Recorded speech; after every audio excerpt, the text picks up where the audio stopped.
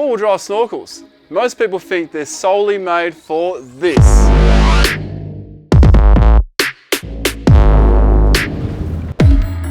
When in actual fact, they do way more than that. But what about all the other important bits, like stainless versus plastic, the size of your snorkel, forward versus rear facing, and the bung in the bottom of your airbox. Should you seal it, should you not? All that stuff coming up right now.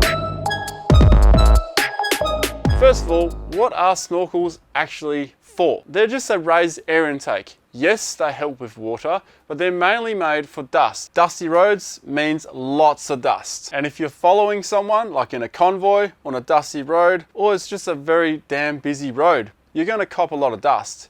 And dust is heavier than air, so eventually it'll fall back to the ground. So if your air intake is a standard one down low to the ground, you're gonna cop way more dust than if you have a raised air intake. Also, the lower to the ground, the denser the dust as well. Even if you are in front without a snorkel, all that dust is going to stir up and it's going to enter your vehicle. So having a raised air intake kind of sorts that out. You might ask, what is a problem with dust in your engine? Dust can cause a few problems to your engine. The first one is restricting the airflow, which means that the right amount of air is not going to enter your engine to mix with the fuel. So if you don't get the right amount of air and fuel mixture, you're going to end up being less efficient by burning more fuel. And also it's going to rob you from power. And in the worst case, if your filter gets super clogged and the dust starts making it past the filter into the engine, that is not a good thing. You can end up with severe failure of your engine, catastrophic failure.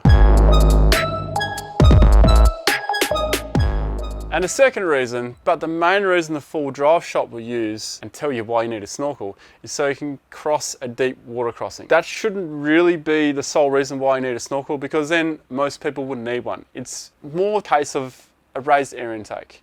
But nonetheless, if you are going through a water crossing, you will feel a lot safer, providing other things are done right as well. Like you have a bung in your airbox, we'll get to that a bit later, and has it been installed properly, and is your snorkel in fact a snorkel? Because there are raised air intakes like the 70 series comes out with standard. This looks like a snorkel, but in actual fact it's just a raised air intake. It's in 5 separate pieces, which means if you do end up stuck in water for a little while, water is going to make its way through here and here and here. And that is in about 5 or 6 pieces and is not watertight, I can tell you that much. The main issue with crossing a deep river or something like that, or a deep puddle, is the fact that you might be going too fast without a snorkel. You'll be surprised at the wading depth of a lot of vehicles. They can actually tolerate water up to a substantial height, as long as you don't go racing through it. So most people out there probably don't need a snorkel, but you know, if you want to be safe, it's like an insurance policy. It's a bit like having a winch. Do you really need it? Are you going to actually use it? You again. Does that mean that I can drive through any water puddle as long as the water doesn't go over the snorkel head? Nah mate, there are other factors at play here. Before that, you're going to have other problems. Water coming in through the doors, water getting into your diffs, and water causing all kinds of electrical problems. So having a snorkel doesn't mean you can just drive through any old water crossing. How does water destroy your engine? Well, water doesn't compress as well as diesel or even petrol. It'll just bend your rods. Let's talk pre-filters. This is the type of filter that sits on top of your ram head on your snorkel. Do these restrict airflow? Of course they do. You're adding something to the front of an opening, it's going to restrict your airflow to your engine. So why would you put it on? Well, you're putting it on to prevent the dust. So when you're out here, this is where you should be putting a snorkel sock on. That's when you would install your pre-filter, not when you're in your garage. I wouldn't put it on here and then drive off because it doesn't serve me any purpose. The filter is going to do a good enough job.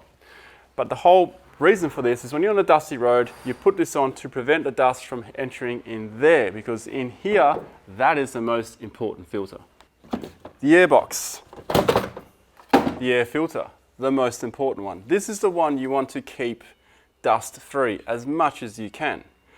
And that is the whole reason why we will put the snorkel sock on, to prevent dust from entering here. So in other words, when you hit a dusty road, if it's a busy road, if it's a convoy and you're following someone, that's when you should put that on. But as soon as you leave the dusty conditions, take it off again, put it back in your plastic bag, so hopefully you can use it again. They are washable.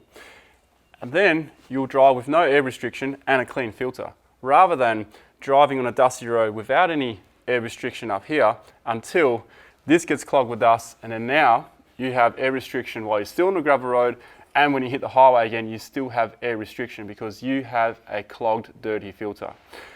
And should you continue to drive with a clogged filter, an extremely dusty one, dust may well at some point escape through and get into your intake and then enter your engine. And if that happens, your engine is going to be cactus in time. And if you think that's a bit over the top and I'm scaremongering, well, I personally know 2 people who have had a catastrophic engine failure due to dust. One being a 200 series and one being my old man's Jeep. Dust here is fine because the filter's doing its job, but dust out of here is not fine. That is a problem. The plug not many people know about, the airbox plug, which also acts as a drain. The problem is sometimes you'll get some dirt in there, like this has got leaves in it. You can also get bees, bugs, and gum nuts from gum trees. They're a big problem. When dirt gets stuck in there, it's a sure way for water and other things to enter your airbox. So if you're sitting in water and it's up here, it's gonna make its way in. What's the solution? Carry 2 of these. One of these needs to be sealed, full of Sikaflex. So carry that spare one with Sikaflex for those deep water crossings. Once you're done with that trip, put the regular one back in because this allows any moisture that might get into the box to escape. That's the purpose of these. They also get a bit old after a while. This one here is quite deteriorated, so I'm gonna get 2 of these. Forward facing versus rear facing. Let's look at the pros and cons. We'll start with the forward facing. Having your snorkel head facing forward acts as a ram, but the ram effect doesn't kick into around 80 kilometers per hour. And that is 80 kilometers per hour, the air is really getting rammed into your snorkel and it kind of helps with the whole airflow. Driving into water too fast and making a massive splash, that water can actually smash into your snorkel and go right through. So that's something you need to be aware of. So what happens when you're driving and it's raining, torrential rain? Well, that's generally okay because if you look closely at the snorkel head, you'll see there are these little gaps. And as the wind and the rain is going in, it forces the water out the back. And that's also why you have a drain bung hole in the bottom. Bung hole? Did I just say bung hole? You got a drain bung plug in the bottom of your airbox. Unless it's sealed, of course. If you have a sealed one, well, that's why you got to carry 2, as I mentioned earlier. Bung hole. The other advantage of having a forward-facing snorkel head, ram head, is that it breathes easier compared to a golf tee. Although some people will argue that the golf tee head does a better job at filtering out the dust.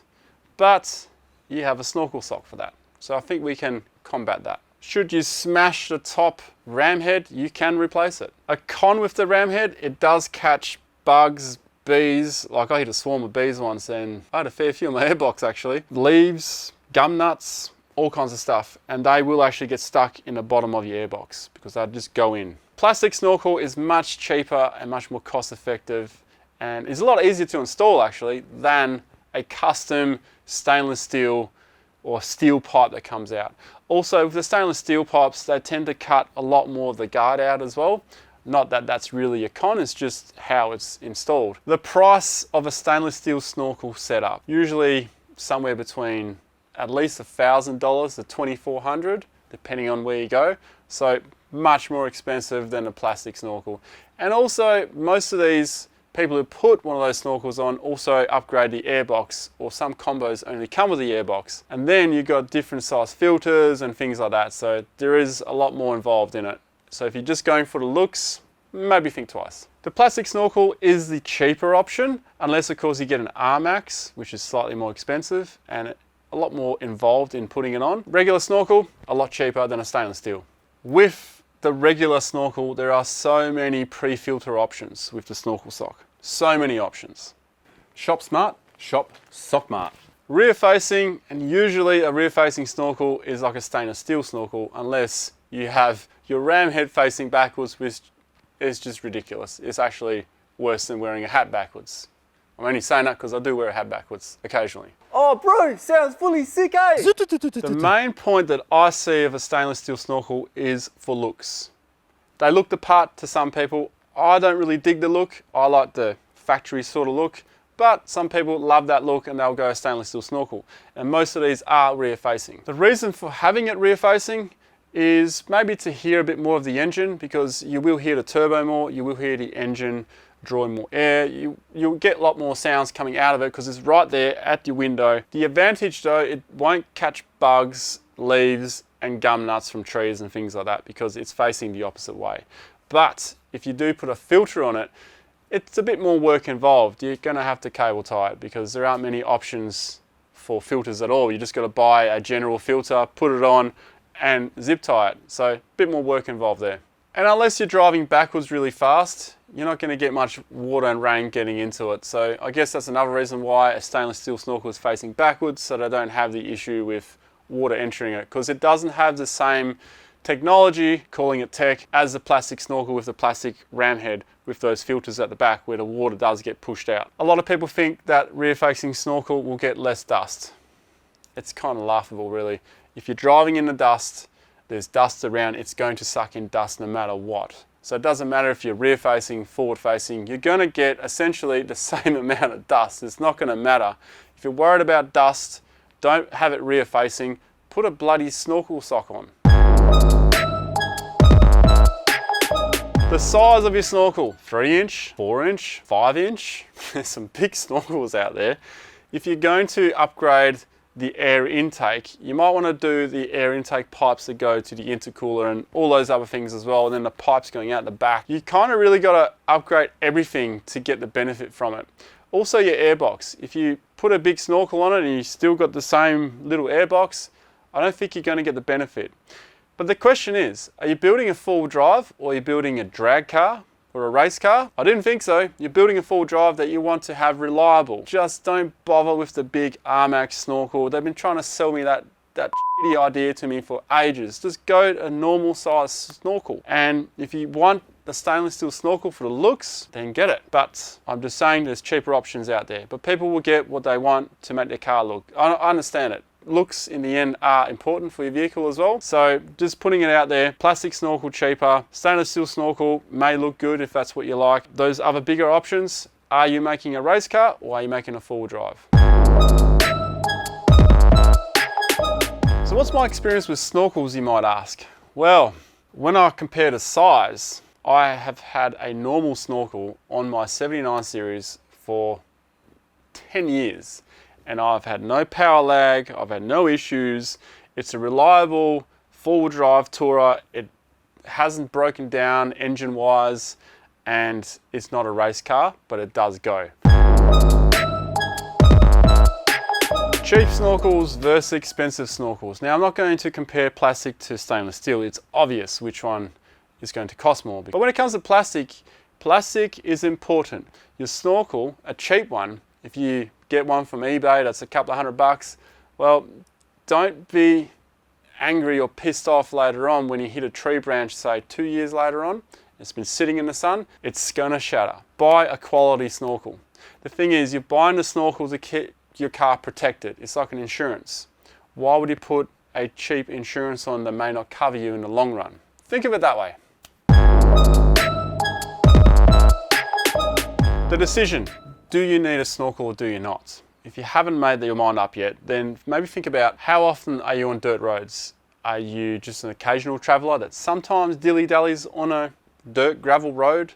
And do you travel by yourself? Are you in a convoy where you're going to cop a lot of dust? Factor those things in because, you know, unless you're going to spend a lot of time on gravel roads, you probably don't need a raised air intake snorkel. If you're doing your annual trip to Cape York, if you're from Queensland and you frequent up there once a year, then you should probably have a snorkel because there's a lot of water crossings there. Now I'm just using Cape York as an example, but I know there's a damn lot of water crossings.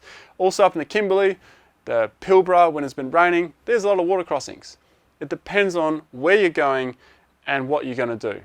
That's pretty much what it comes down to. If you travel during dry season, you probably don't need a snorkel, but you do have the dirt roads. You're going to spend a lot of time on dirt roads, that's what you should put it down to.